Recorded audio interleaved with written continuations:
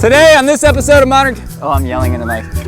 Today on this episode of Modern Greaser, we are going to look at a 1970 split bumper Camaro because they're awesome.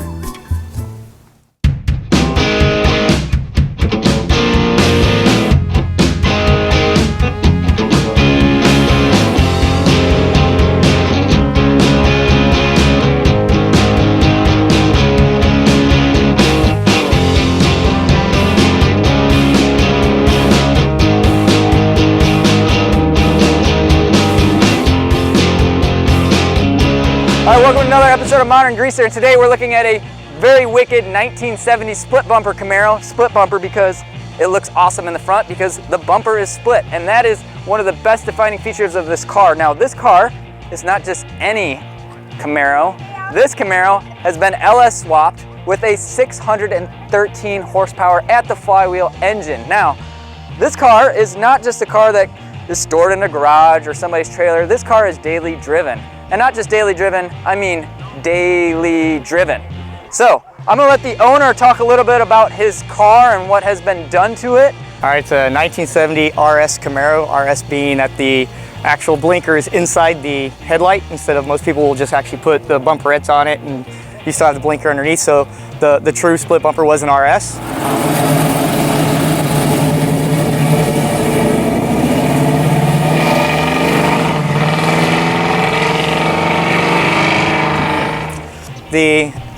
It's an LQ4 block, but everything inside there has been changed over. Trick flow heads has been actually redone at Texas Speed. Howard's cam, full exhaust through the rear with 3-chamber Flowmasters. 4L60E transmission that was completely redone at Jeff's Transmission for about 800 horsepower. That's here in Tampa. Vintage air conditioning, and I just went back to the factory interior for now with the low bucket seats for the 70.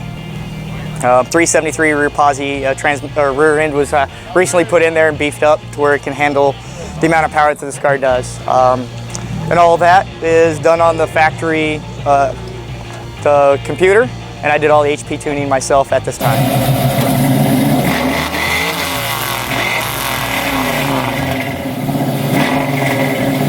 So I've done a little bit of the suspension. I actually brought it down about 1.5 inches, 1.25 inches. I'm about ready to do a full disc swap, so I still have the rear drums in the back.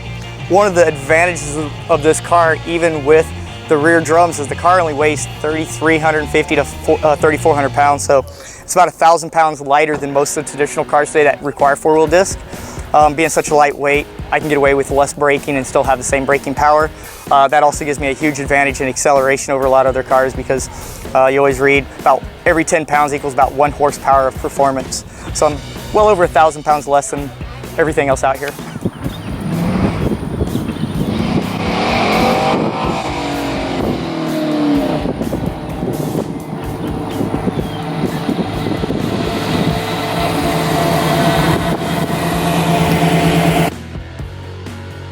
Yeah, the drag coefficients of the second gen Camaro is actually really low, really sporty. When GM made the first generation Camaro, it was actually in response to the Mustang coming out in 64.5 through 67. So GM was in a rush to build that car. It's a beautiful car, but there was a lot of flaws into actually the engineering of it. GM actually looked towards the European sports cars to actually design this car, and they made it to where it's actually very, very aerodynamic and able to perform. The biggest problem that happened to the second gen Camaros is that they had the oil shortages at that time and everybody started reducing the horsepower. But the second generation Camaro and Firebirds were actually a very good platform for their time.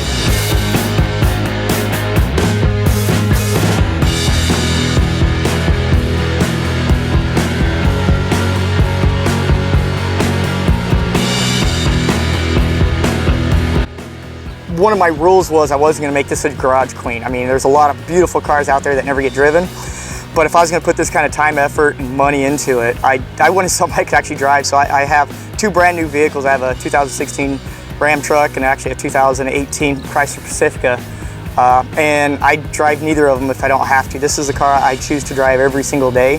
I put the new Dakota Digital Dash in it middle of December. This is March 9th, and I've got 1,800 miles on the car since, you know, middle of December. So I mean, that there alone shows I do about 500 miles or more a month in this car, and I plan on putting 200,000 on it if I can.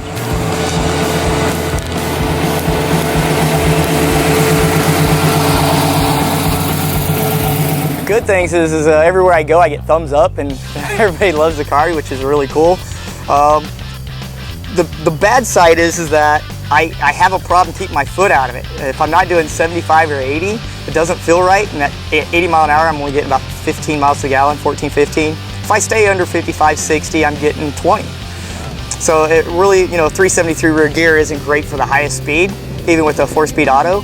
But I mean, that's the only con to it. That and police officers, give me the eye all the time. It's only because it's red, right? Because it's red, not because it looks fast.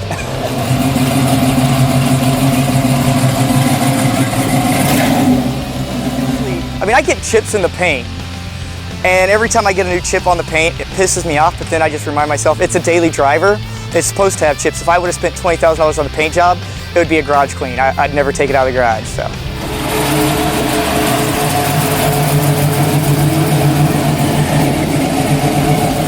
So I do plan, it's not gonna happen this year, but my plan is next year to probably change it to a dirty bronze, or bronze with a little bit of gray in it, and then do all the chrome in a flat black.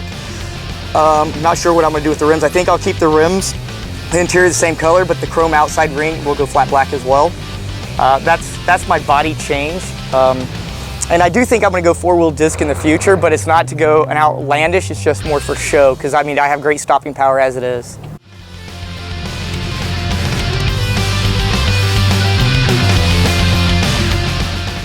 Wanted to thank Jeremy for having his awesome car on the show. It looks great, it performs well, and we also want to say thanks again for serving in the military for us.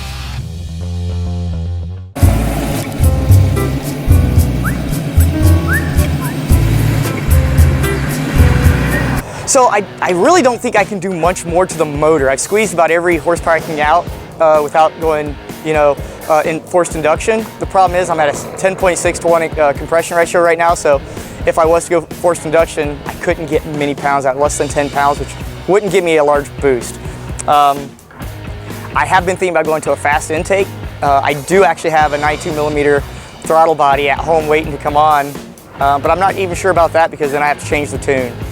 As it is right now, it runs phenomenal, and I don't think I need to change anything. Just when any car guy thinks they're finished, they realize there's another cool thing they can add on, and Jeremy just informed me that he is installing a FitTech Ultimate Fuel Injection Kit, which looks like this, and that he's in the process of building a new LQ4 iron block built specifically for forced induction, and it's going to work much better than the current manifold that's used for forced induction. He figures that by the end of the year, he'll have a new short block and Pro Charger ready for the new build, targeting a whopping 850 horsepowers. Yes, I didn't say horsepower, I said horsepowers, because there's 850 of them. He's gonna be, I can't even talk, that's how excited I am. Basically, the car's gonna be more streetable than is currently set up. I cannot wait to see this thing.